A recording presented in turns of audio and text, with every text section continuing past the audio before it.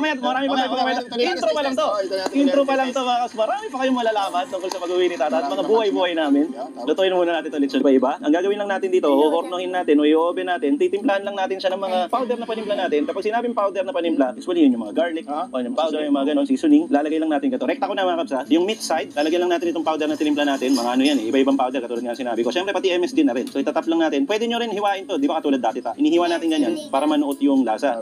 Pero street food style kasi nauuso to ngayon. So rektahan lang. Kasi pag sinayans pa natin ganun, kung negosyo gagawin, matagal yun. Yung sa street food, pisngi doon nagamit. Oo, pisngi yun. Tapos ganyan. Tapos dun sa street food, meron silang tiniterno doon na minsan dinuguan, minsan kare-kare. Parang yung sauce nila yun? Oo. Ayos yun ah. Kasi ano na siya eh, crispy na siya eh. Oo, parang sausaw. Meron ka ng karne. So ganyan lang mga kabso. Lalo ako na-excite tuloy doon ah. Sa sinabi mo may sauce pa pala ito. Alam mo, saan ako na-excite? Pag mga ganito kasi bagay ito pulutan, ta. Ayun, ang ganda doon. Eh, namimiss na ng mga tao at mga kabs. Rule number 1, Uy, alam mo si ba, Tata. meron akong na-miss na Oh. inumin dito sa Pilipinas. Baka yun, napaka-simple, napaka-basic. Titimpla natin mamaya. Yun, Titimpla natin yun. mamaya, mga kabs. Abangan nyo yan. Pero imposibleng hindi nila alam yan. Alam ko may idea na kayo. Paborito ng mga Ah, Pilipino yun, kabsis. pwera fast forward. Malalaman nila kung ano Paborito ng yung... mga Pilipino yun, mga kabs. Oo, Kaya- imposibleng hindi nyo alam. Ako, natuto akong uminom. Hindi ko na sabihin. Bibigyan na nga kita ng gagawin dito. Oo nga. Ay, sarap tayo ako dito. Mo. Meron tayong combination dito ng toyo at tubig.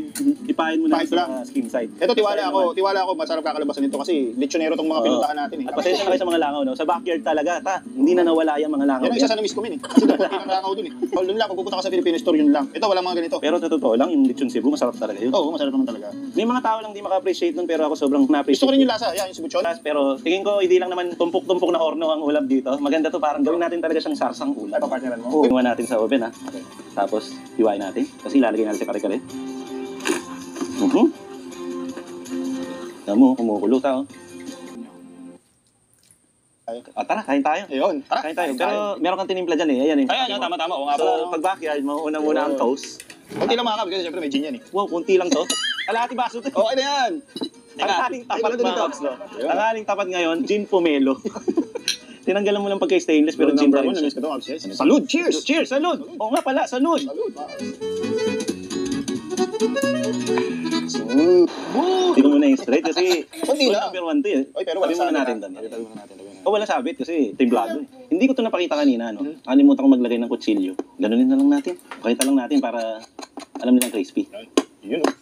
Nakayang biyakin ng kutsara. Oh. Lambot kabs. Napaganda pa nga. Kanina pala niluluto mo dun, talagang humihiwalay na yung laman sa ano, Oo. sa balat. Bago natin tirayan yung may sarsa, subukan natin siya na. Grabe naman yun. Grabe. Ati na dyan. Oo, ati na tayo dito. Usok po, lambot. At cheers tayo. Cheers! Tagal natin di ganawa to. Yeah. Let's go. Lambot.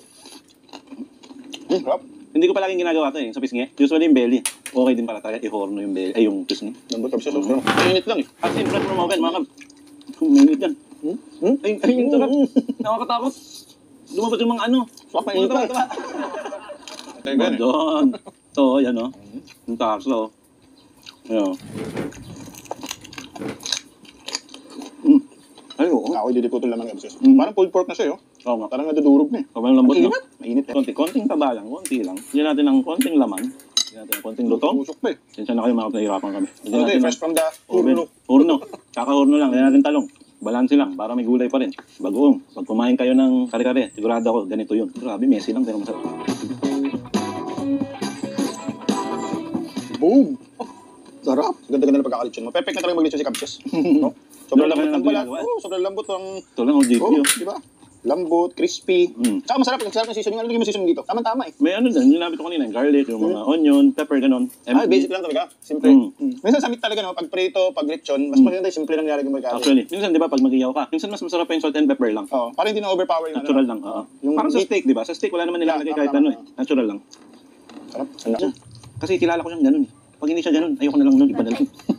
Ibang ulam na lang. Iba talaga ang lasa ng baboy kamo dito sa Pinas, men. Bakit? Ito, hindi naman lahat, pero kadalasan pag bibili kami ng baboy doon. Kasi minsan nag-lechon din ako eh. Sa oven. Basta may flavor siya. Parang may aftertaste siya. Kahit yung mga Pilipino na nanonood, mga kabs natin dyan, ugly sila yung mga nasa US, na medyo may ibang lasa. Totoo lang. Mahirap eh. Mainit. Ito, na-request ko lang talaga sa kanya, men. Luto ko naman. Backyard tayo. Sinabis ko lang dito. Maraming actually sa comment na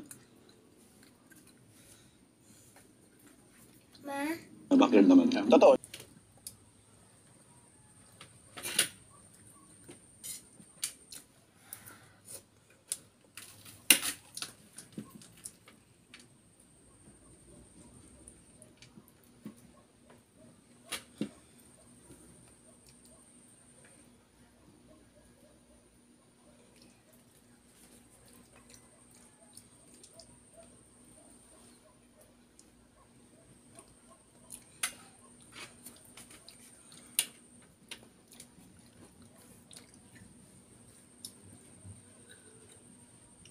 Tapos na, makapag-collab kami ni Cubs Chess.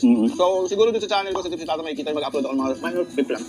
At isa sa pinakamabait at garanti kong ninong, Cubs Chess, officially, ninong. Oo nga, napag-usapan natin kanina ng kaunang pagkakas. Nagulat ako mga Cubs. Kasi nga, walang mas bata ang magiging ninong sa inaanak niya. Oo, kasi tatawag mo sa akin ninong. Maganda ka pa sa akin. Ito lang, ako talaga pinakabata sa lahat. Nong, sarap ng lechon horno mo. Grabe to. Hindi, sarap talaga. Panalo, pati kari-kari mo. Gawin mo rin kasi sa Amerika eh.